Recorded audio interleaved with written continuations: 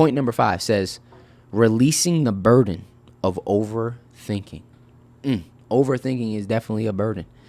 Overthinking is one of the biggest barriers to surrender. It tricks us into believing that if we think long enough, we'll find certainty. But the truth is, clarity comes when we stop overanalyzing and start trusting. Absolutely. That's what overthinking tricks us into doing. It tricks us into believing that if we keep thinking about this thing, some type of relief will come from it. But it only causes more stress and frustration. It only causes more resistance, right? But true clarity comes from when you let go and you say, you know what? I'm going to trust that everything will work out. I'm going to trust that everything will work out. I'm going to trust that God is guiding me through this. I'm going to trust that this thing that I can't stop overthinking about will work out for my highest good. And there's nothing to worry about. There's nothing to overthink. I'm going to take this energy, right? I'm going to be aware that I'm overthinking. I'm going to take this energy and put it towards things that can help me move more into faith and trust. So I'm going to journal it out. I'm going to have a real conversation with myself. I'm going to pray. I'm going to meditate. I'm going to go for a walk, whatever it may be. And you start to do that and you start to navigate it differently. It says your mind is a tool, but it's not meant to be your master. Overthinking is like a rocking chair. It gives you something to do, but gets you nowhere. Whoo! That's a bar. Overthinking is like a rocking chair. It gives you something to do, but it gets you nowhere. Imagine trying to run a race, right? A 100-yard dash in a rocking chair. And you're just staring at the destination, the place that you're trying to go, but you're not moving. But because you feel the rocking back and forth, you think something is happening. Nothing is happening. And that's what overthinking does, literally. Overthinking is literally like trying to run a race in a rocking chair. You're trying to complete a mission, do something in a rocking chair. It gets you nowhere, absolutely nowhere.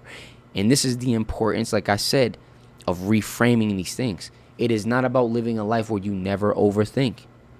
It's about having the awareness of when you're overthinking, be able to reframe it as an opportunity to lean into and bring the intention of the things that you've learned and the things that you're trying to implement into your life, into that moment, to bring you right back on track. That is how you develop areas of your life, literally with awareness and intention. That is how you develop any area of your life that you want to develop. If you bring awareness and intention into it, you're golden, bro. You're golden. You're golden. It says, the answers you seek often arise in stillness, not in forceful thinking. When you surrender, solutions often appear naturally. Absolutely. It's very hard to overthink yourself into an answer. It's very, very hard to overthink yourself into an answer. And I've fell into that trap so many times before where I've just tried to force thinking. I've tried to force the answer to come, and it just creates more overthinking, and it just compounds, and it just gets me nowhere. It just gives me more anxiety, more stress, more frustration. But when I really carve out spaces for stillness, whether it's in that journaling, whether it's in the meditation, whether it's going for a walk, exercising, whatever it may be, and just being in the moment, sometimes solutions just often appear naturally, like, oh, there it is. Wow. But overthinking clouds your judgment. Overthinking clouds your ability to see clearly, you know? So here's some tangible steps.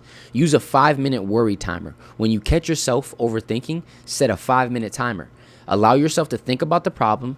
Then when that time's up, release it and move on. Come on. Set a timer, 5 minutes. Put it down, 5 minutes. And we're going to sit there.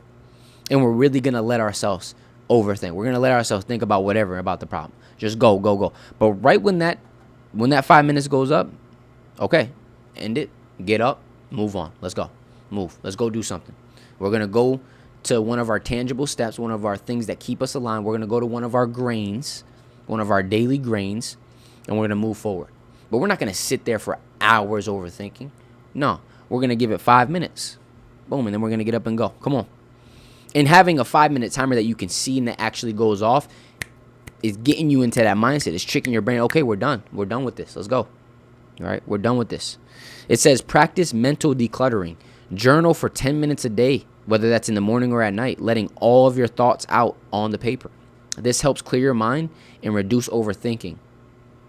Yeah, just literally, like, there don't need to be a script or a prompt. Just journal whatever is on your mind. Just let free from, and it doesn't need to make sense. It doesn't need to make sense. It doesn't need to be all, pristine and perfect. Just write. Let everything in here out. It says overthinking is the art of creating problems that weren't even there. How often do we overthink into creating problems that aren't even existing? They don't even exist. They're not there. We just overthink ourselves into more problems. It just creates more problems that don't even exist. It's so true. So when I catch myself overthinking from now on, I'm going to know, well, all I'm doing right now is creating more problems that weren't even there to start with. That's a reframing technique that I'm going to use, and it's going to help me navigate overthinking. Mandy Hale says, you don't always need a plan.